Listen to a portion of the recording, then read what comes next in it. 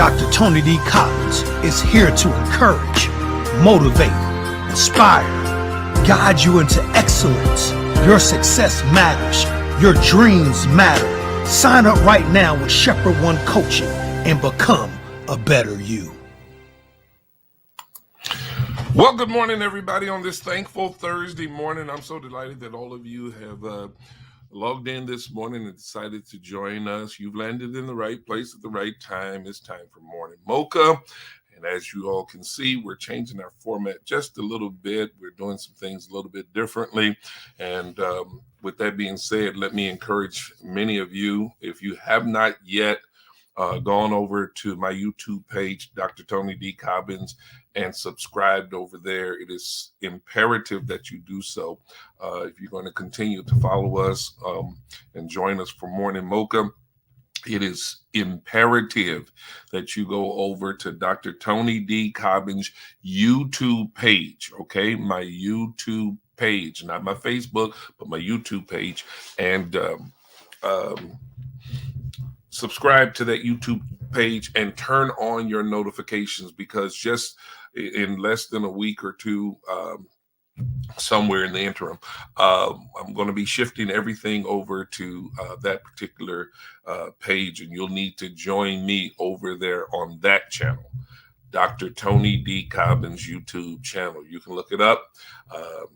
Go over there, click on it, subscribe to it, turn on the notifications. I urge you to do so. And I ask that those of you that have been a part of our Morning Mocha for the duration of our time of sharing with you, that you would pass that link on to other people and encourage them to go over and subscribe on that channel as well. Now, I'm not telling you, please don't kill your subscription on the Canaan channel. Please don't do that, because Canaan is still going to be streaming live from Canaan's channel.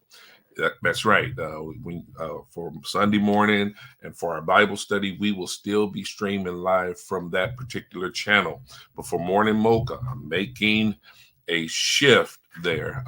And as we said to you on the other night, Lady Ann and myself, that change is good at times. It's not that difficult to change. I've been sharing with you all for better than a year. And one of the things that I think I've repeatedly encouraged you to do is be that person who can be flexible and who can adjust to change. Because if you can't adjust to change, you're going to miss out on a great deal of things in life. That's not just applicable to this Morning Mocha situation and you switching over to my personal channel, but that applies to life in general. You got to be flexible. You got to be able to make adjustments. Lady Ann and myself, we said on so many occasions that if there's one thing that COVID has taught us, or we should have learned from this whole ordeal of going through COVID, is that change is inevitable at times, and there's nothing that we can do to stop change.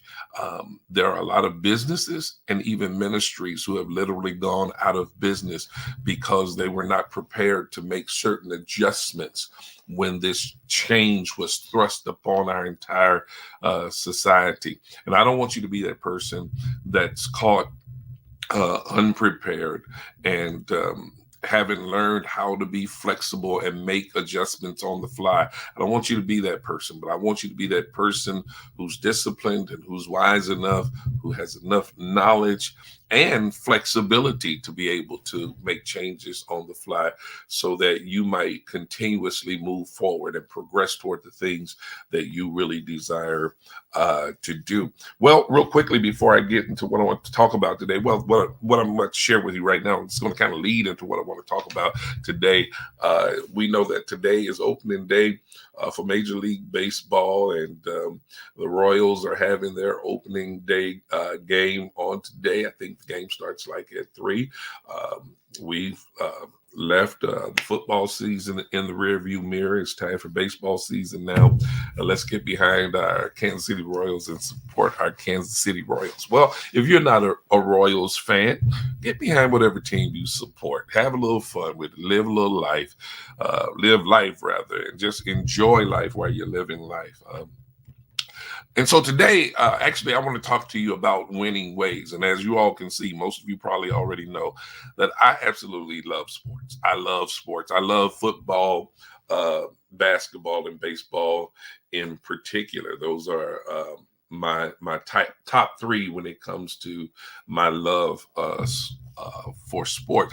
But what I love about sports, I love to see the extraordinary displays of athleticism, of the gifted athletes. I just love to see an athletic athlete perform at his or her highest level. I love the thrill of competition, watching opposing teams go back and forth, battling to see who's going to come out on top. As a matter of fact, if you don't mind me referring back to the game the other night, the KU basketball game wherein Kansas ultimately came out victorious and won the national championship for this season, it was a back and forth game.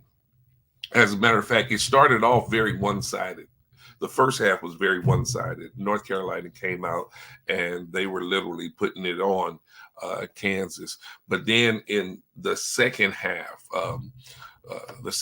became much more competitive. First of all, Kansas had to climb back into the game. They had to do everything they could to erase that 15-point deficit that they had suffered from the first half. But after they got the game tied up, they started going back and forth with the lead changes. The lead changes changed so many times during that game. And ironically, it was shared at the end of the game. The sportscasters who were calling the game or who were doing the post-game show, they brought up the stat that each team actually led for a total of 18 minutes and 32 seconds each. It was just that even. And Kansas came out victorious. But it was an exciting game just to see those young college kids battling back and forth for what they would call basketball supremacy with regards to the 21-22 basketball season. I love it. I love that type of competition. But, you know, when it comes to the teams that I root for, I love to see my teams dominate from start to finish.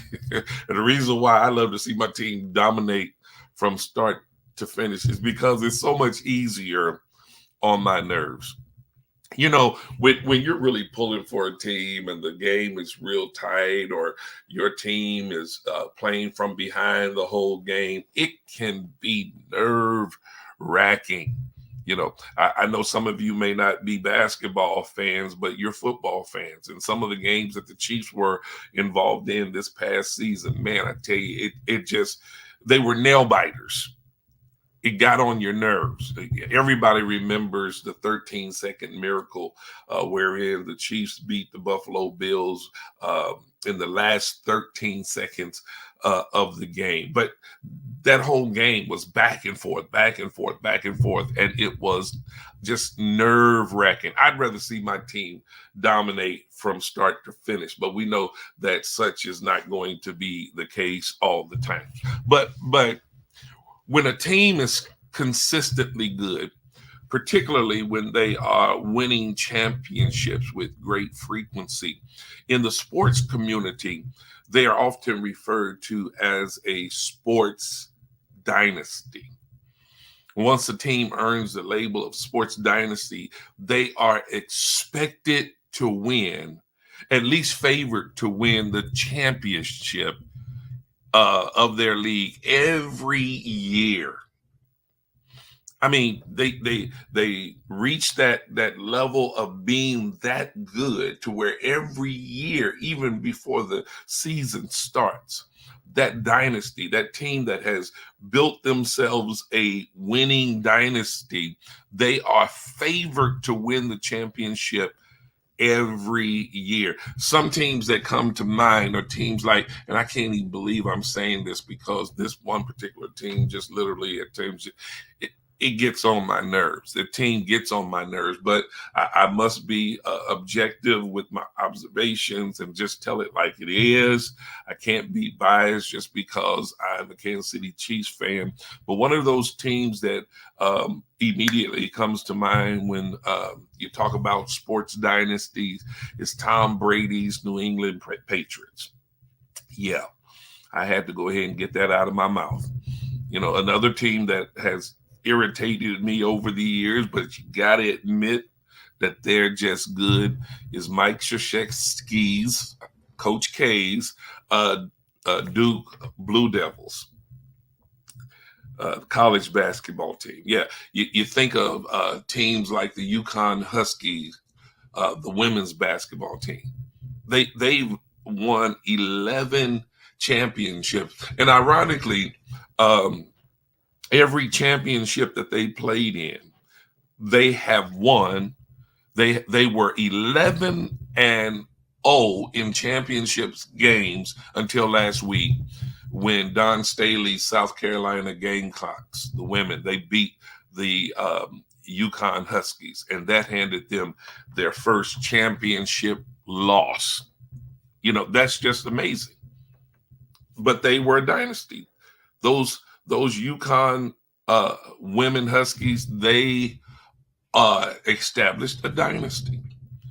When you think about dynasties, you can't help but to think about Michael Jordan's Chicago Bulls. You can't help but to think about Magic Johnson's Los Angeles Lakers, Larry Bird's Boston Celtics, baseball's New York Yankees. Now, I believe there's hope that one day our Patrick Mahomes and the Kansas City Chiefs will earn the label of a sports dynasty. And while we're at it, I hope one day that the Kansas City Royals can earn the label of a sports dynasty. But most everyone, even those who are not sports enthusiasts, they recognize many of the names that I just called, because when you win and you win consistently, people come to know who you are, and they come to understand what you are capable of doing. They will acknowledge what you are capable of doing. Listen, there's not just teams who have established themselves as dynasties, but there are individuals who have dominated their sports. People that come to mind are people like Tiger Woods, Serena Williams, Mike Tyson, Muhammad Ali, just dominated their sports, you know. And so, again, when you take all of this into consideration, when you think about these teams and these individuals who have accomplished great things in their area of expertise, in the areas of their giftedness, the questions are often asked: what makes sports dynasties so extraordinary that it causes them to be so dominant in their sport? Why are dynastic teams so consistent with winning? Why are some individuals able to dominate their sport year after year after year after year? And because of their dominance, they're often they are loved by many, but at times they have just as many haters as they do people who love them. There are just as many people at times rooting against them as there are people rooting for them.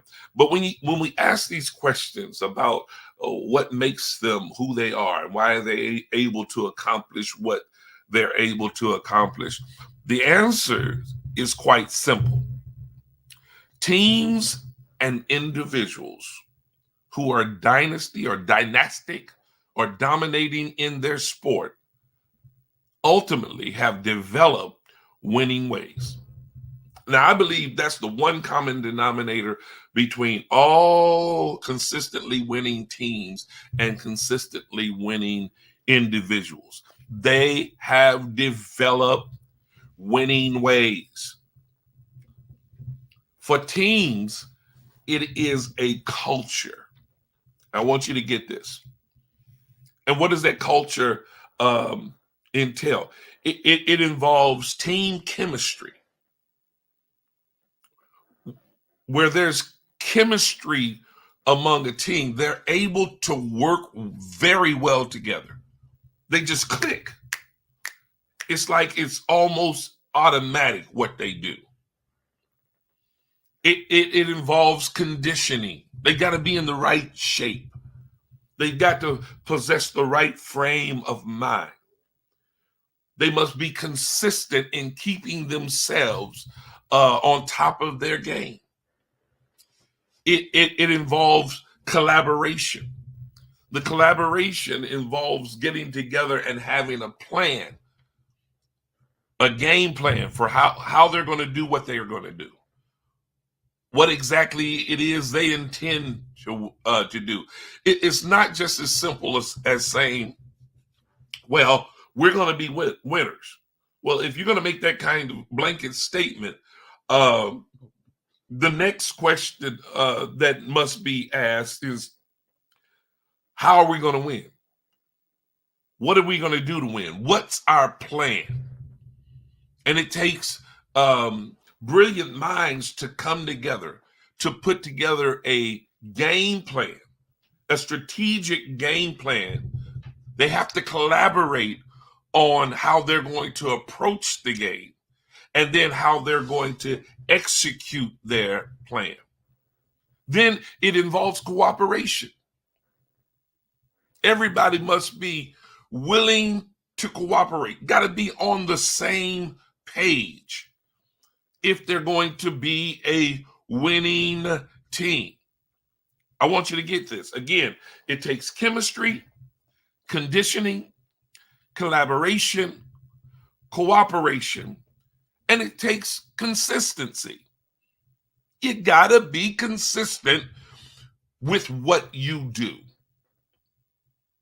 Anything that you do and you're going to do it well, you must develop consistency in doing what you do. One of the things that I really hate to experience is when I go to a restaurant and the first time I go there, the food is just really good. It's excellent. And my wife and I decide, okay, this is a place that we can come frequently because of the quality of the food. But then over a period of time, the quality starts to drop. The food stops being as consistent. The food preparation is not as consistent as it has been in the past. And when that happens, we start to frequent that place less and less. And ultimately, we stop going altogether. Consistency is very important if you're going to develop winning ways. And then lastly, it involves regimented routine.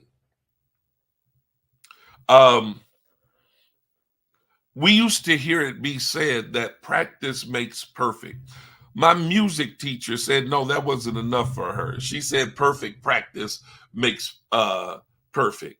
But, you know, the reality is, I talked about this yesterday, it's really impossible to do anything 100% perfect. But you can always operate consistently on a level of excellence. And as I explained on yesterday, when you're striving for excellence, it says that you're working to build on becoming better as time goes on. So what does that mean? If I'm operating in excellence, then I ought to be better tomorrow than I am today. Why? Because moving from today to tomorrow, I become determined that I'm going to become better. So therefore, I must develop some type of regimen or routine that will help me to get better. Some athletes will tell you about muscle memory. People who work out will tell you about muscle memory, getting those muscles to condition to remember how to function in certain ways so that that athlete might perform at his highest potential every time he goes out on the field or goes out on the court, whatever the case may be. It's all about muscle memory, and that muscle memory comes as a result of maintaining a regimented routine. People who are winners are not casual about with their approach to their game. They're not casual. As a matter of fact, if you look deep into what they do and how they do it, you may just conclude that they are obsessed with doing what they're doing. Work out extremely long hours.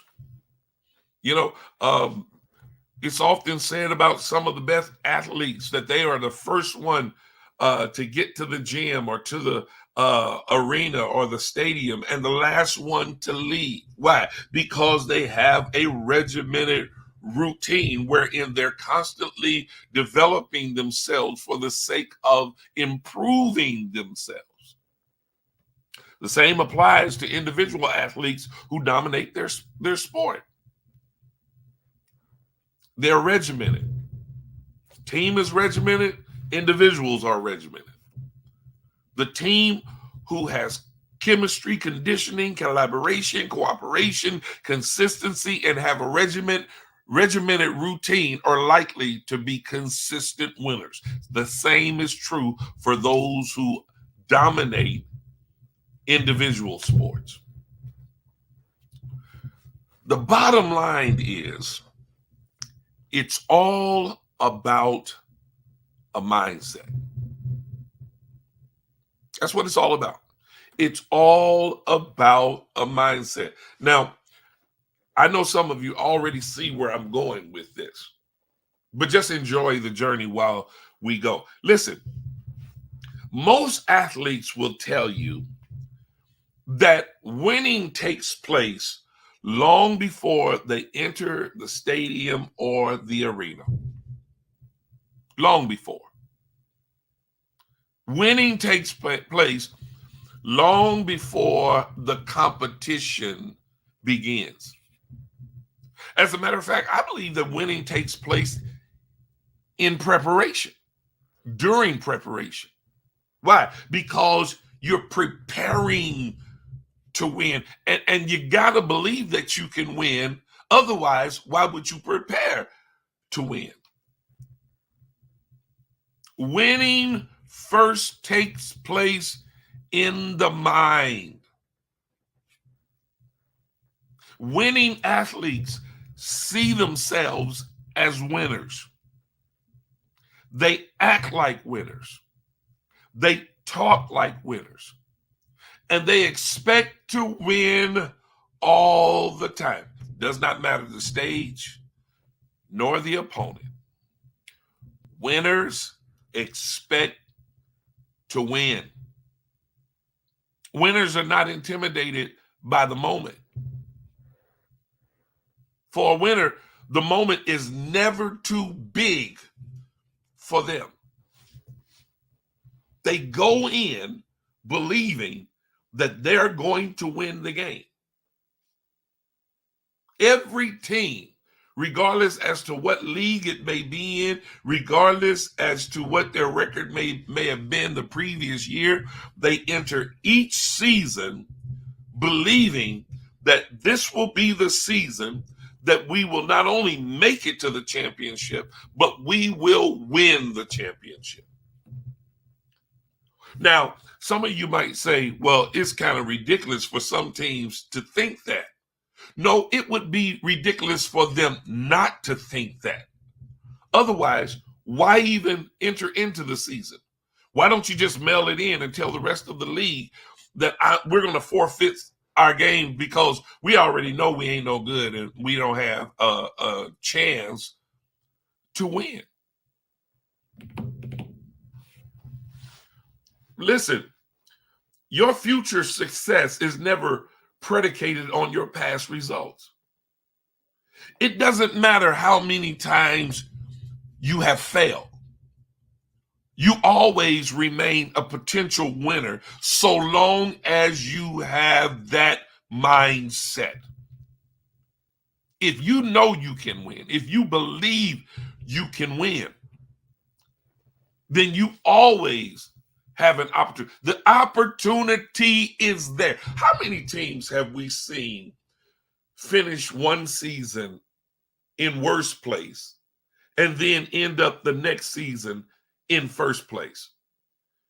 In the sports community, they label that as going from worst to first.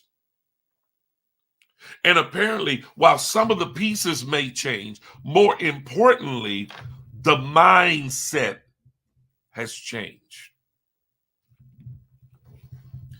You know, you often hear it said when a team is just failing on all fronts, a lot of times the blame is placed on the coach. It'll be said that he's lost the locker room. It'll be said that his players are no longer buying into his message. And when that happens, there goes chemistry, there goes conditioning, there goes collaboration, there goes cooperation, and there goes consistency. And you can't win like that. You absolutely cannot win like that. Again, winners got to think like winners. Winners have to talk like winners.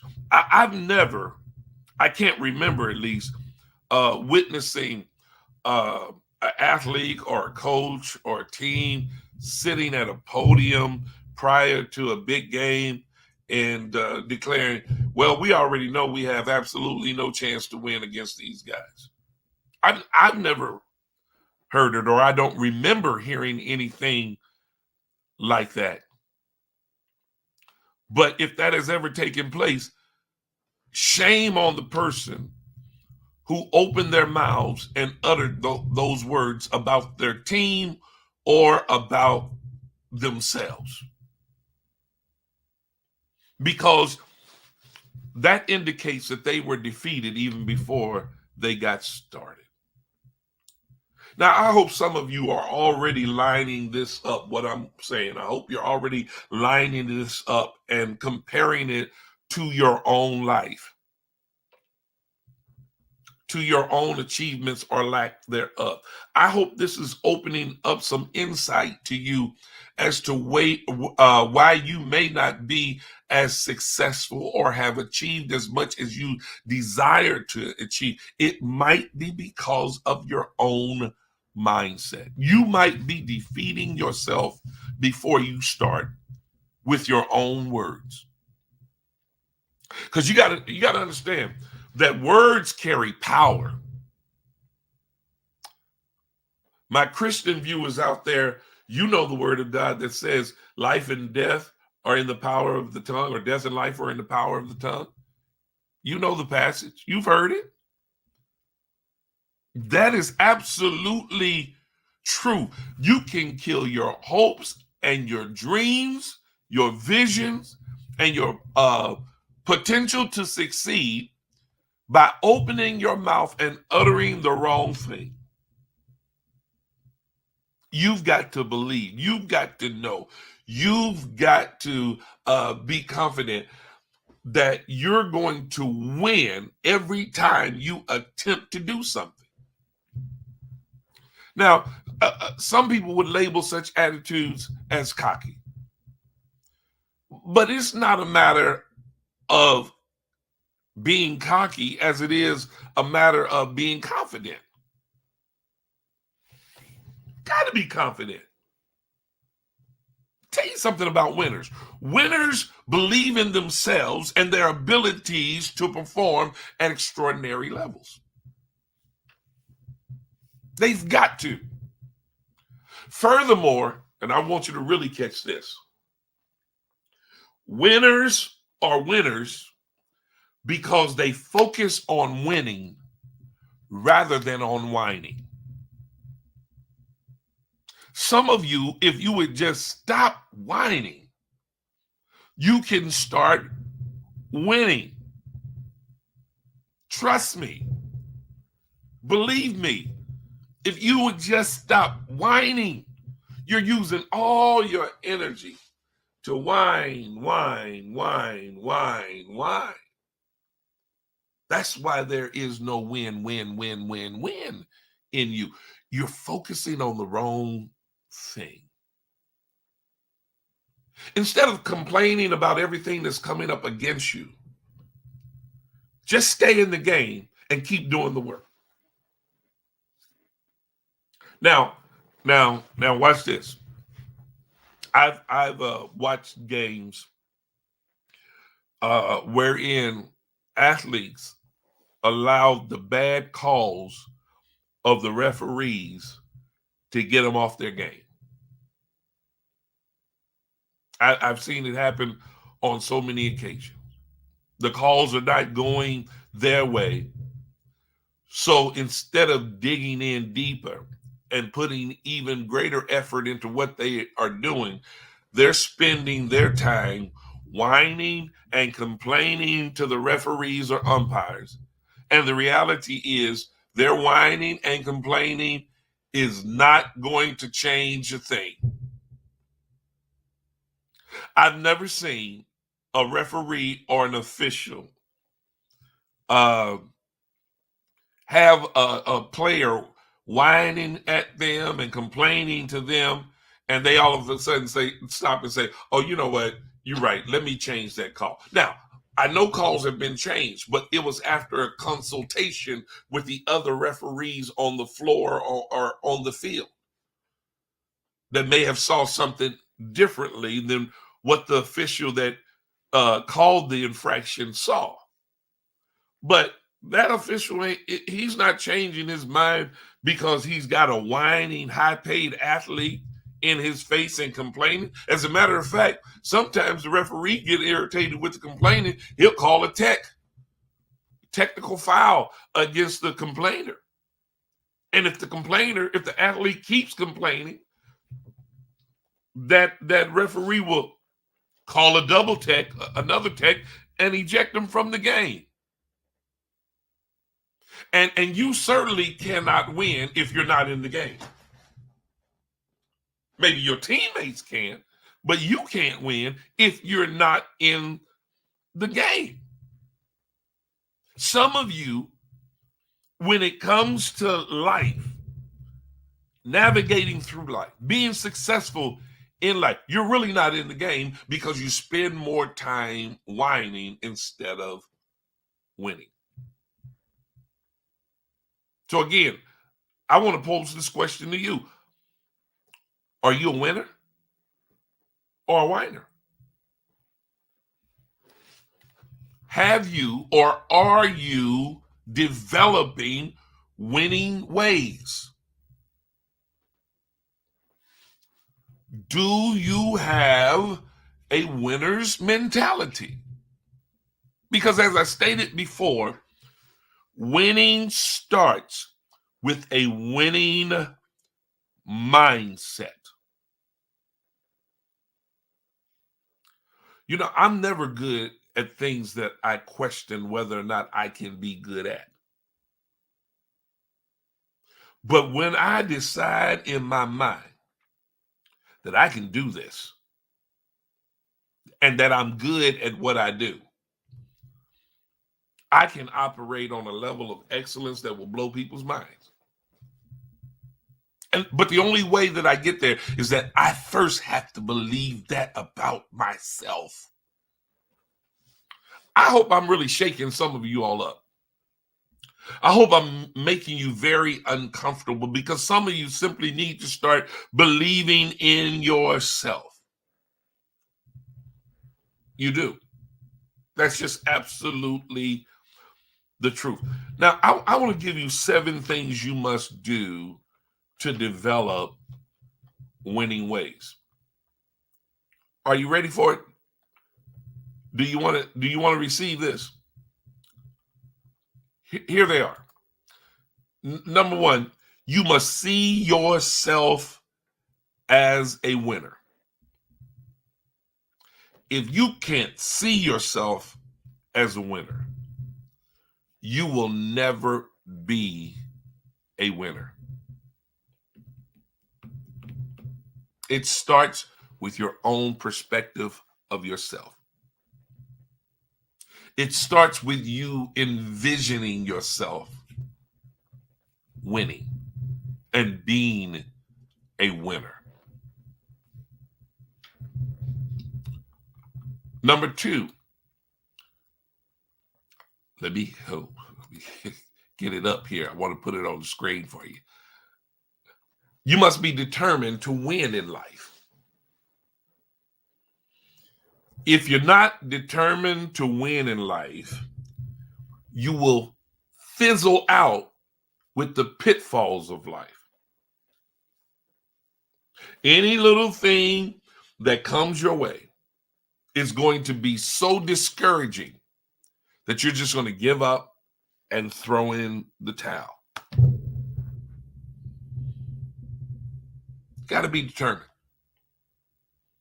It must be your life's aspiration to win in life.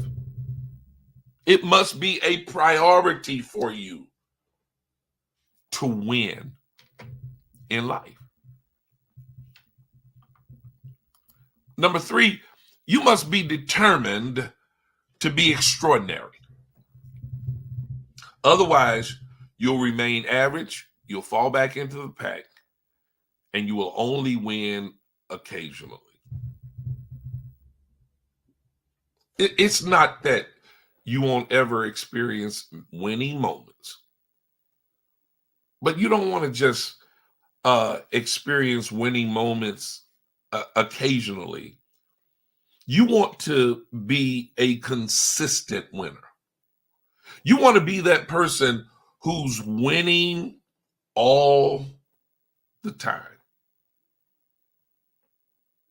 You know, my wife has said something about me over the years. You know, sometimes I don't get involved with the little games and things when we're having gatherings and all of that, playing board games and things of that nature, or taboo, where the men are playing against the women. One of the reasons why, honestly, I don't get involved is because women be changing the rules too much.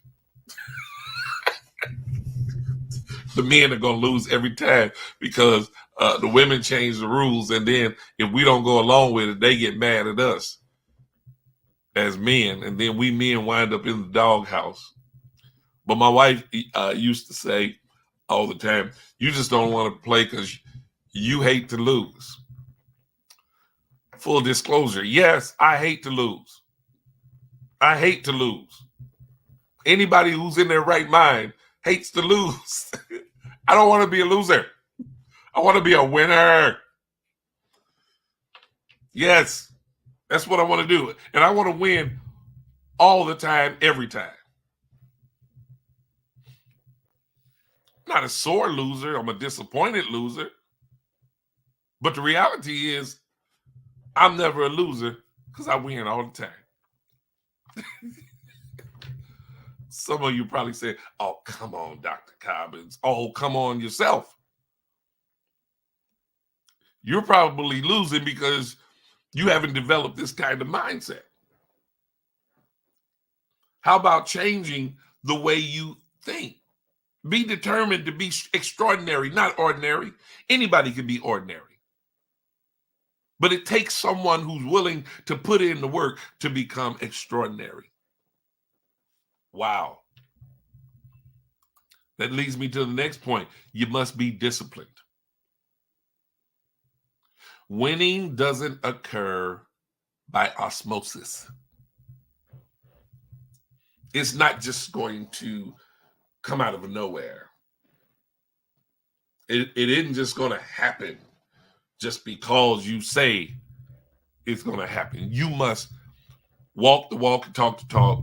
You must discipline yourself to become a winner. You must be most disciplined if you're going to be a winner. And that discipline lines up with your regimen and your routine. It helps you in the area of consistency, which is my next point. You must be consistent. If you're going to be a winner, you must be consistent so that you'll know what winning feels like. Gotta be consistent. Man, no one enjoys watching anyone who's not consistent with what they do. See, listen, when you're consistent, it raises expectations. It raises the expectations that others have of you, which could be a good thing because it says that they admire what you do and they have become confident in what you do. But it also raises the level of expectation that you have on yourself. When you're consistent, you gain that confidence of knowing I can do this. As a matter of fact, when you're consistent, you start to get so good where you're able to tell people, hey, I can do this in my sleep now. That's just how consistent and how good I am. Number 6, you must be a conqueror, not a complainer. Again, focus on winning, not on whining. See, when you focus on winning and not on whining, it is then that you do more building than you do blaming. You can't build if you're spending all your time blaming someone else for your lack of success. That's not the attitude of a winner. As a matter of fact, if you're a part of a team and the team is not doing so well, you're an awful poor teammate, awful poor player, if you will, if after certain things are said and done and they didn't come out in your favor, let's say you didn't win at a particular thing, and then when you're having post-event discussions with people, you're spending all of your time saying, well, we would have won if it wasn't for so-and-so, or if it wasn't for so-and-so, if it wasn't for this, or if it wasn't for that.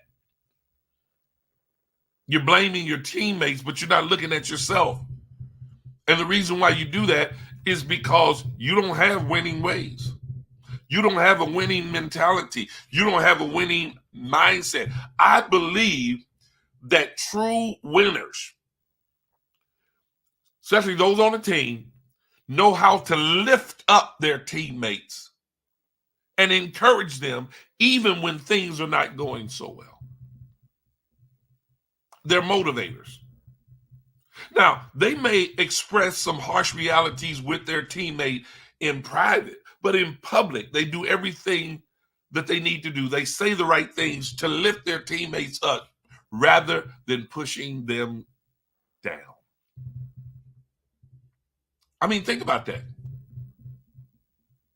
You think about the Michael Jordans of the world and the LeBron Jameses of the world and the Tom Bradys of the world and so forth and so on, the Magic Johnsons and the Larry Birds and all of those guys who were considered to be leaders of their winning dynastic teams. The record is those athletes help those around them to become better. When you are a winner, you have the ability to work with what you have and raise it to another level simply because of your presence, your culture, your mindset, your attitude, that culture that you're creating around you. You let everybody around you know I'm a winner and I intend to win. And then you send the message to others, you're a winner as well. And if you're not thinking like a winner, If you're going to hang around me, I'm going to do all I can to push you to thinking like a winner. Is this making any sense to you all? Is this helping you at all? Again, these principles are applicable to daily living. Got to have that mentality that you are a winner. And then the last thing, the seventh thing I want to share with you is that you must finish what you start.